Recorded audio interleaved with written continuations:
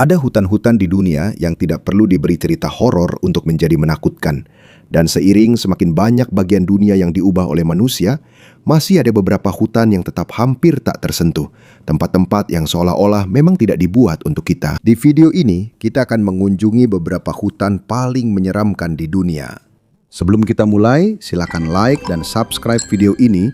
Itu sangat berarti bagi kami para kreator konten. Terima kasih, dan sekarang mari kita mulai. Hutan Białowieża di Eropa modern. Jarang sekali kita melihat hutan yang hampir tetap utuh setelah ratusan tahun pembangunan perkotaan. Namun menurut UNESCO, sebagian besar hutan Białowieża tetap alami dan hampir tidak tersentuh selama berabad-abad. Ini bukanlah jenis hutan yang memiliki jalur yang jelas dan landscape yang terkontrol. Di banyak bagiannya, alam dibiarkan menjalani prosesnya sendiri. Ada pohon-pohon yang tumbang dan tidak diangkat. Ada batang kayu yang membusuk di tanah, ditumbuhi jamur dan dimakan oleh serangga. Alih-alih hutan yang bersih, di sini kamu juga bisa melihat seluruh siklus kehidupan dan kerusakan yang terjadi secara bersamaan. Semakin kamu masuk ke dalam hutan, semakin hilang rasa bahwa manusia punya kendali. Beberapa pohon di sini sudah sangat tua, dan karena kanopi hutan yang lebat, ada bagian-bagian yang hampir tidak bisa dimasuki cahaya yang cukup. Ditambah lagi dengan padang rumput basah, sungai, dan tanah berlumpur yang membuat seluruh ekosistem terasa hidup. Menurut UNESCO dan laporan lingkungan di Eropa, hutan ini adalah rumah bagi serigala, lynx, dan populasi bison Eropa liar terbesar yang berkeliaran bebas. Meskipun kamu tidak melihat mereka, cukup mengetahui bahwa mereka adalah bagian dari hutan ini sudah bisa mengubah suasana tempat ini. Tidak ada kejutan dramatis di sini. Rasa takut di Białak Białowieża datang secara perlahan. Semakin lama kamu berada di sana, semakin kamu merasa bahwa kamulah orang asing, bukan hutannya. Kamulah tamu di sini. Hutan Aokigahara. Terletak di bagian barat laut Gunung Fuji, disinilah salah satu hutan paling terkenal di Jepang dapat ditemukan. Hutan ini sering disebut sebagai lautan pohon karena kanopi hutannya yang sangat lebat. Menurut informasi pariwisata resmi Jepang, hutan Aokigahara terbentuk di atas lava yang telah mengeras akibat letusan besar Gunung Fuji pada abad ke-9. Karena hal ini, banyak bagian lantai hutan yang berbatu, tidak rata, dan penuh dengan akar pohon yang muncul di atas batuan vulkanik. Menurut Organisasi Pariwisata Nasional Jepang, batuan lava vulkanik di bawah hutan membantu menyerap suara. Jadi meskipun kamu berada di tengah hutan, terkadang hampir tidak ada suara yang terdengar selain gerakanmu sendiri. Tidak ada angin kencang, tidak ada suara satwa liar yang terus-menerus. Hasilnya seluruh tempat ini terasa seperti memiliki efek peredam alami. Ada juga gua lava di sekitar hutan, termasuk gua es Narusawa dan gua angin Fugaku. Karena seluruh landscape-nya vulkanik, banyak bagian di bawah tanah yang memiliki ruang kosong dan tabung lava yang terbentuk setelah letusan Gunung Fuji. Di internet, klaim bahwa kompas tidak berfungsi di Aokigahara juga sering diulang. Namun menurut pemandu wisata prefektur Yamanashi sendiri, kompas sebenarnya berfungsi normal jika digunakan dengan benar. Bahaya yang sebenarnya lebih sederhana daripada urban legend. Hutan sangat lebat, medannya tidak rata, dan mudah tersesat jika kamu keluar dari jalur resmi. Singkatnya, Aokigahara tidak menakutkan karena melanggar hukum alam. Tempat ini menakutkan karena semuanya sangat nyata dan sangat alami. Hutan Merah terletak di dekat pembangkit listrik tenaga nuklir Chernobyl. Ini adalah salah satu tempat yang paling terdampak setelah bencana nuklir tahun 1986. Menurut Badan Tenaga Atom Internasional atau IAEA, bagian ini dari zona eksklusi termasuk yang memiliki kontaminasi radioaktif tertinggi setelah kecelakaan itu. Dan disitulah tempat ini terasa ganjil. Namun, lingkungan sekitarnya sendiri terkena dampak radiasi. Dari situlah nama Red Forest berasal. Setelah bencana, banyak pohon pinus di daerah itu yang mati dan warnanya berubah menjadi coklat kemerahan. Hutan yang dulunya normal tiba-tiba menjadi simbol salah satu kecelakaan nuklir terburuk dalam sejarah. Seiring berjalannya waktu, alam perlahan kembali ke zona eksklusi. Menurut laporan IAEA dan studi lingkungan tentang Chernobyl, banyak bagian dari bekas area yang terkontaminasi telah ditumbuhi kembali oleh pohon dan tumbuhan. Ada juga hewan-hewan yang kembali, karena sangat sedikit manusia yang tinggal secara permanen di daerah itu. Jika kamu berada di hutan biasa, alam memberikan peringatan visual. Kamu bisa melihat di mana tempat yang berbahaya. Tapi di sini, lingkungan di sini tampak hidup.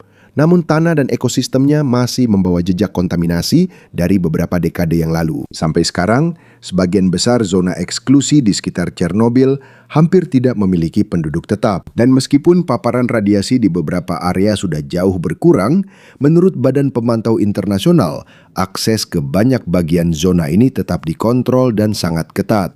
Karena hutan merah, kamu bisa melihat betapa anehnya dampak bencana nuklir terhadap alam. Bencana ini tidak menghancurkan hutan seperti yang kebanyakan orang harapkan. Sebaliknya, bencana ini membuat tempat itu menjadi sunyi. Sunyi, tapi tidak pernah biasa. Hutan hujan Daintree. Terletak di Queensland, Australia, Daintree adalah salah satu hutan hujan tropis tertua di dunia. Menurut Queensland Parks and Wildlife Service, hutan ini merupakan bagian dari tanah tradisional masyarakat Kuku Yalanji Timur dan dikenal karena kombinasi ekosistem hutan hujan, sungai, pegunungan, dan ekosistem pesisir yang menyatu dalam satu wilayah. Dan karena itu, hampir setiap bagian dari landscape ini memiliki bahayanya sendiri. Di beberapa area Daintree, pegunungan tiba-tiba menjulang langsung dari garis pantai. Hujan deras, medan yang curam, dan perubahan kondisi air yang cepat bisa membuat sistem sungai dan anak sungai menjadi berbahaya, meskipun awalnya terlihat tenang. Menurut peringatan resmi taman, arus yang kuat bisa sangat berbahaya, terutama setelah hujan deras dan musim siklon.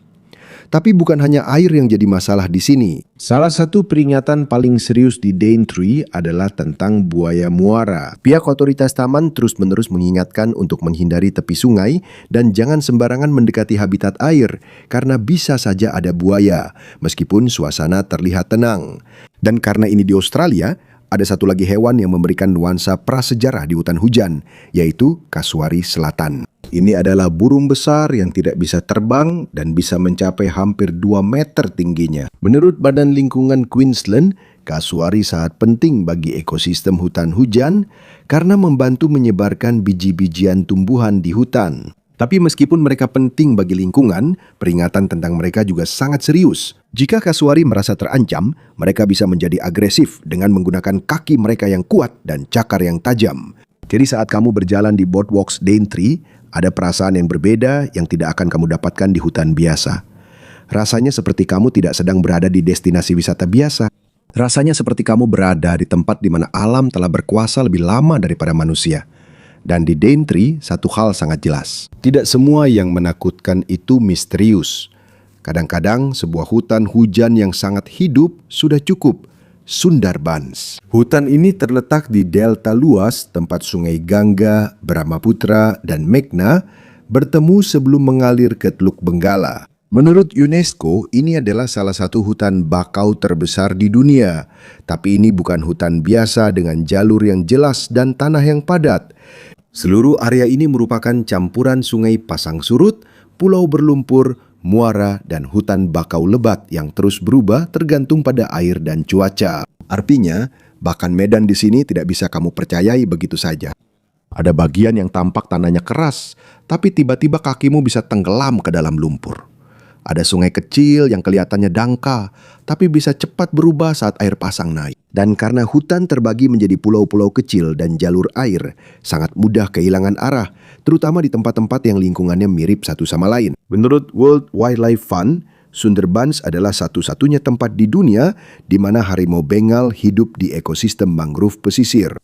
Dan karena harimau-harimau ini bisa berenang, mereka mampu menyeberangi sungai dan saluran mangrove. Disitulah suasana tempat ini menjadi unik.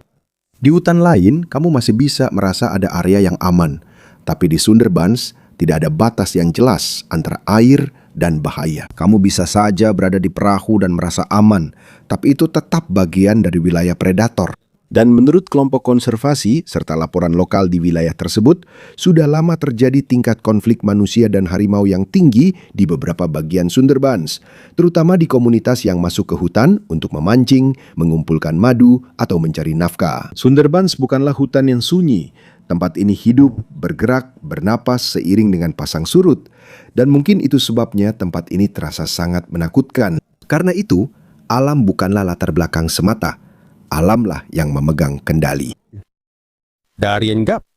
Inilah hamparan luas hutan dan lahan basah yang menjadi titik terputusnya Pan American Highway, jaringan jalan yang seharusnya menghubungkan dari Amerika Utara hingga Amerika Selatan. Tapi di bagian ini seolah-olah jalan itu berhenti. Dan ketika kamu melihat medan Darien, kamu akan mengerti alasannya. Menurut UNESCO dan deskripsi cagar biosfer di wilayah tersebut, ini adalah salah satu ekosistem tropis yang paling beragam dan paling kompleks di Amerika. Ini bukan hanya hutan hujan biasa.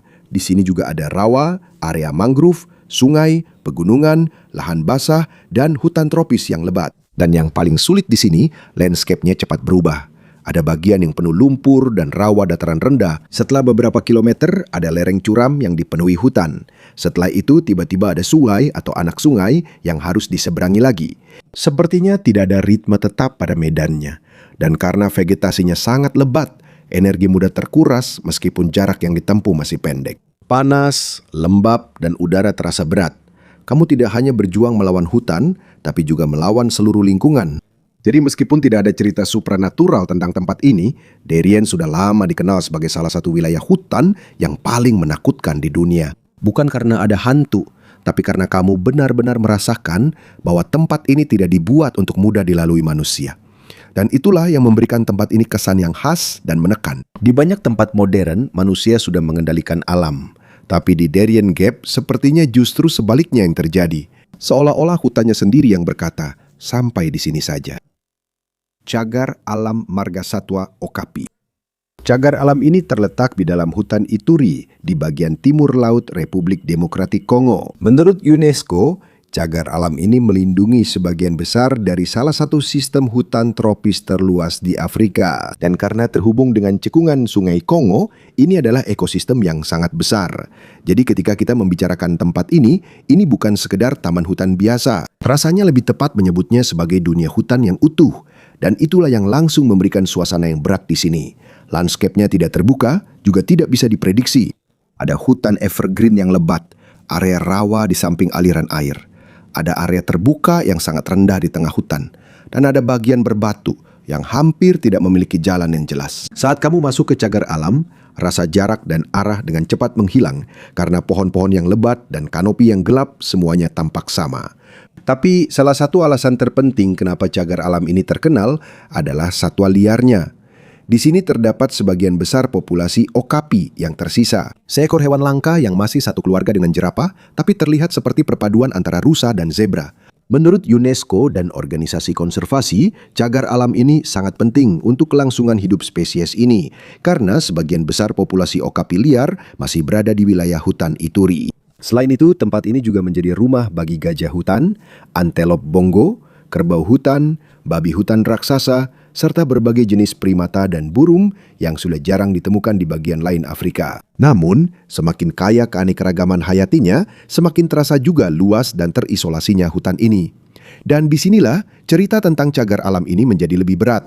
Karena menurut UNESCO dan laporan konservasi internasional, tempat ini sudah lama menghadapi perburuan liar, kelompok bersenjata, dan aktivitas pertambangan skala kecil. Dalam beberapa tahun terakhir, beberapa penjaga satwa liar dan pegawai cagar alam juga telah terbunuh saat melindungi hutan dari kelompok bersenjata dan operasi ilegal. Jadi, ketegangan di tempat ini tidak hanya berasal dari alam, ketegangan juga berasal dari realitas alam itu sendiri. Bahkan orang-orang yang bekerja untuk melindungi cagar alam pun berada dalam bahaya. Dan itulah alasan mengapa Suaka Margasatwa Okapi terasa berbeda dibandingkan hutan lain di dunia. Ini bukan sekedar petualangan di alam liar. Ini adalah tempat di mana hutan, satwa liar, dan konflik hidup berdampingan. Hutan Bwindi yang tak tertembus. Tempat ini terletak di tepi lembah Albertine Rift di Uganda dan menurut UNESCO, ini adalah salah satu bagian terbesar hutan pegunungan Afro yang tersisa di Afrika Timur. Secara sederhana, ini adalah hutan hujan dataran tinggi kuno yang berhasil bertahan, sementara banyak hutan di sekitarnya telah berkurang atau benar-benar hilang. Dan ketika kamu mendengar nama lengkapnya, hutan tak tertembus Bwindi, itu bukan berlebihan. Secara harfiah, tempat ini memang sulit untuk dimasuki. Menurut otoritas satwa liar Uganda, taman ini terdiri dari punggungan yang curam, lembah yang dalam, dan vegetasi yang lebat yang berfungsi sebagai daerah tangkapan air bagi beberapa sungai utama di wilayah tersebut. Jadi saat kamu bergerak di dalam hutan, bukan hanya pohon yang kamu hadapi. Menurut UNESCO dan kelompok konservasi, sebagian besar populasi gorila gunung yang tersisa di dunia dapat ditemukan di hutan ini. Ini adalah salah satu dari sedikit tempat di bumi di mana spesies ini masih dapat ditemukan di habitat alaminya. Tapi bukan hanya gorila yang ada di sini. Ada simpanse, gajah hutan, lebih dari 120 spesies mamalia, dan ratusan jenis burung serta kupu-kupu menurut Otoritas Satwa Liar Uganda. Dan alih-alih membuat suasana menjadi ramah wisatawan, justru semakin terasa betapa padat dan rumitnya kehidupan di dalam hutan. Tidak ada kesan ruang terbuka di sini, seolah-olah setiap bagian hutan ada yang bergerak atau mengamati dari balik daun dan pohon. Tapi salah satu hal paling menarik tentang Bwindi adalah betapa cepatnya lingkungan berubah di antara manusia dan alam liar. Menurut UNESCO, hutan ini dikelilingi oleh beberapa daerah pedesaan dengan populasi terpadat di Uganda. Singkatnya, ada desa dan lahan pertanian yang hampir menempel langsung pada batas hutan hujan purba yang disebutkan itu. Dan mungkin itulah alasan kenapa Bwindi terasa begitu meresahkan. Bukan karena bahayanya yang dramatis, tapi karena kamu merasa ada bagian dari dunia lama yang tertinggal di sini dan tidak pernah benar-benar terbiasa dengan kehadiran manusia. Black Forest terletak di barat daya Jerman. Black Forest dikenal dengan pohon pinusnya yang lebat, lembah-lembah yang dalam, dan bagian-bagian hutan yang sengaja dibiarkan kembali ke keadaan alaminya.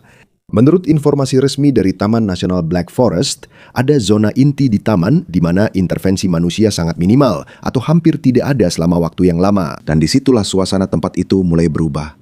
Ketika kamu berada di luar hutan, pemandangannya seindah kartu pos.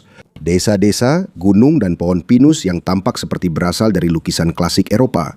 Semakin dalam jalur yang dilalui, suasana semakin gelap karena lebatnya pepohonan. Tanah pun menjadi tidak rata. Menurut pemandu jalur alam liar di taman itu sendiri, para pendaki harus berhati-hati karena medannya benar-benar hutan alami dan tidak semua jalur mudah untuk dilalui. Salah satu alasan besarnya juga adalah sejarah hutan tersebut. Menurut informasi Taman Nasional, wilayah ini sangat terdampak oleh badai Lothar pada tahun 1999, sebuah badai angin dahsyat yang merobohkan banyak sekali pohon di area hutan dataran tinggi. Alih-alih langsung membersihkan semuanya, ada bagian-bagian hutan yang dibiarkan pulih secara alami. Jadi sekarang ada campuran pohon tua, kayu mati, pertumbuhan baru, dan medan liar yang memberikan suasana yang lebih alami dibandingkan taman hutan Eropa lainnya. Dan mungkin itu adalah bagian dari alasan mengapa Black Forest tetap ikonik.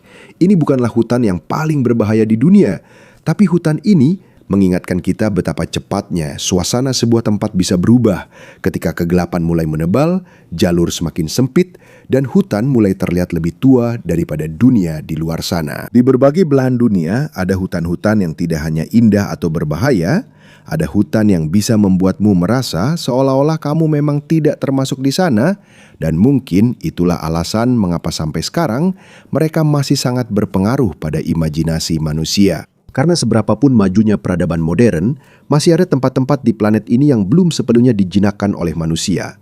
Hutan hujan yang dikendalikan oleh pasang surut dan predator, hutan belantara yang masih hampir mustahil untuk dilintasi. Hutan-hutan kuno yang usianya lebih tua daripada banyak kota dan negara di sekitarnya. Dan meskipun kita menganggap tempat-tempat ini menyeramkan atau meresahkan, penting untuk diingat bahwa sebagian besar dari mereka juga merupakan bagian penting dari dunia alami. Banyak dari tempat ini adalah rumah bagi spesies yang terancam punah.